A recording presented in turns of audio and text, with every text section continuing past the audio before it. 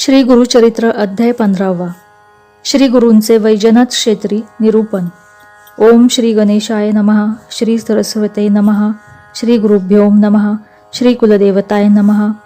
सिद्धयोगी नामधारकाला म्हणाले, अरे शिष्या नामधारका, तुझी गुरुचरणी असलेली भक्ती पाहून मला अतिशय आनंद होत आहे. खरोखर तू धन्य आहेस. तू मला विचारलेस, श्री नृसिंह सरस्वती वैजनाथ क्षेत्री गुप्तपणे का राहिले, त्याचे कारण ऐक. श्री गुरु वैजनाथ क्षेत्री आले असता त्यांची ख्याती सर्वत्र पसरली. अनेक लोक त्यांच्या दर्शनासाठी येऊ लागले. अनेक लबाड स्वार्थी लोक आपल्या इच्छा वासना पूर्ण करण्यासाठी येऊ लागले.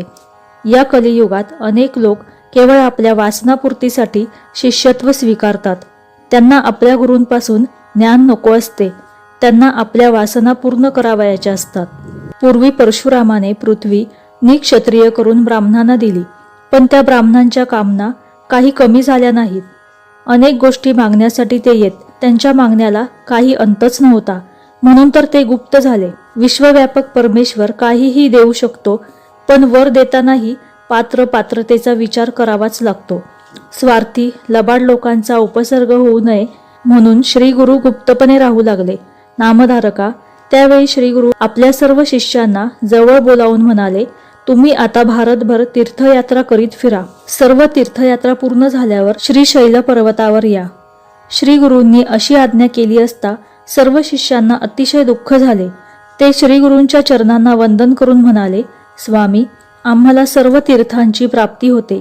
तुमचे चरण सोडून आम्ही कुठे जाणार? श्री गुरु चरणापाशी सर्व तीर्थे असतात असे सर्व वेदशास्त्रे सांगतात.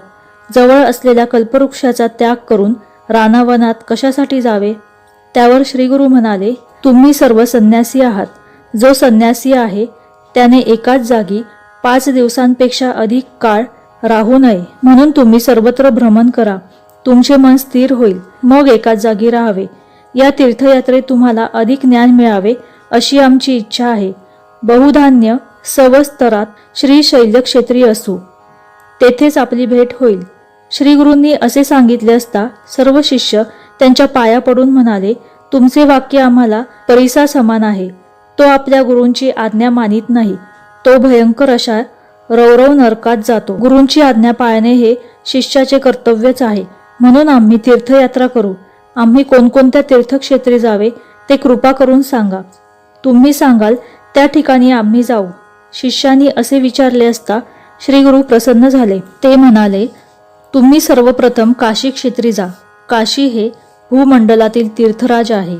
असे सांगून त्यांनी गंगा, यमुना, सरस्वती, वरुणा, कुशावती, कृष्णा, वेणी, वितस्ता, शरावती, मरुदरुद्धा, असिवनी, मधुमती, सूरनदी, चंद्रभागा, रेवती, शरयू, गौतमी, वेदिका, कौशिका, मंदाकिनी, सहस्रवक्ता, पूर्णा, बहुदा, वरुणा, वैरोचनी, सन्निहिता, नर्मदा, गोदावरी, तुंगभद्रा, भीमा, अमरजा, पाताळगंगा, कावेरी, ताम्रपर्णी, कृतमाला, पंचगंगा, मलप्रभा, श्वेतशृंगी या नद्यांच्या तटाक यात्रा कराव्यात. म्हणजे सर्व तीर्थांचे दर्शन घेतल्याचे पुण्य प्राप्त होईल. या नद्यांमध्ये स्नान करून जवळपासची सर्व गावे व परिसर पाहावेत. प्रत्येक ठिकाणी कृच्छ व्रत करावे.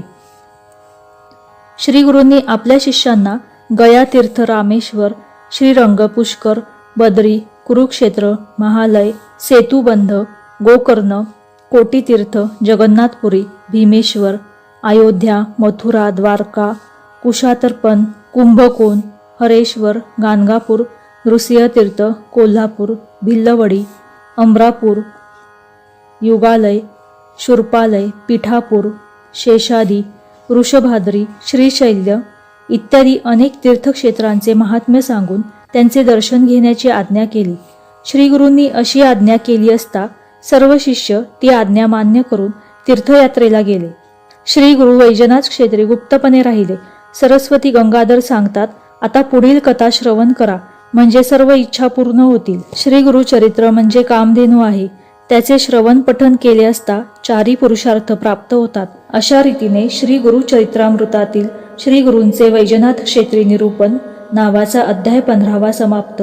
श्री गुरु दत्तात्रयार्पणमस्तु. श्री स्वामी समर्थ. जय जय स्वामी समर्थ.